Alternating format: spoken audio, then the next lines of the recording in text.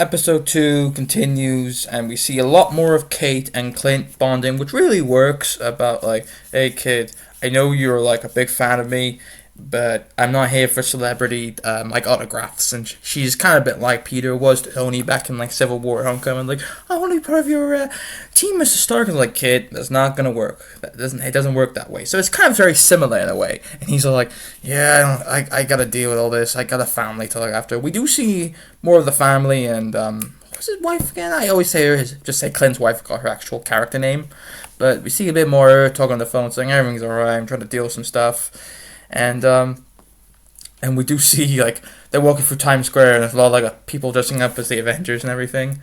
And it even shows you that, even reveals that why Clint's been deaf, because he's been out during the fight during the Compound Endgame, the Hydra battle in Age of Ultron. Pretty much what's been going on for me as the fan slash me the nerd slash audience, seeing him progress since now. And we even see him try to get back his Ronin suit, and he goes to like this kind of like this medieval roleplay event is happening in the middle of New York.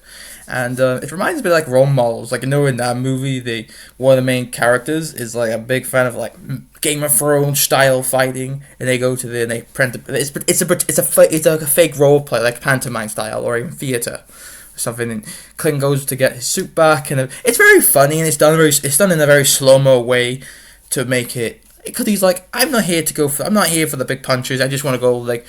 He's like, he just knows when to hit it because he's done it so well, but it's not like fast paced. It's for a joke. It's for a jokey way as well. And then the red tracksuit mafia, because they're red in the tracksuits. The red tracksuit mafia picks him up.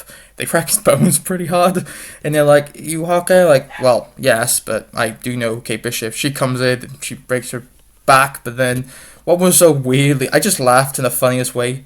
They cuff them to pretty much like those kitty seesaw like animals. That's how that's how they cuff them. They put them on bloody kitty seesaws, like a pony or a horse. I'm like, okay. And then at the end, and I know it's been out for 2 years, but I've seen who she is. I'm just like, and I'm like, I know who it is. I should have been like, oh my god, this, but like I didn't want. If I watched the show for the first time, could be like kind of like an OMG, but I saw it everywhere. So we introduced to Maya Lopez, aka Echo, who we know she's deaf because she's like sign language, like very much like that, and who we know is getting her spinoff show, which I'm like, out of all the characters they picked so far from Clint's own show, Hawkeye show that is, they picked her. I understand they want to bring in more of the Kingpin aspect with Daredevil, but I want to see more Kingpin and Daredevil together, them as villain and hero. I want to see them back together, not his daughter. If there was something like Kate Bishop stuff, or Yelena Belova, but I know she's coming in this because Blackwood already teased that up, so we're gonna see that hopefully in episode 3. But I'm still liking the show. I think it does get better, but I think the ending I heard isn't the best. But so far, I'm really liking the show. Is it on the same level as the other Disney Plus shows? You know, your Loki, Falcons, WandaVision, She-Hulk, Miss Marvel, Moon Knight, or What If? No, it's not on the same level as those shows. Those are more, I would say, more iconic and more rewatchable shows.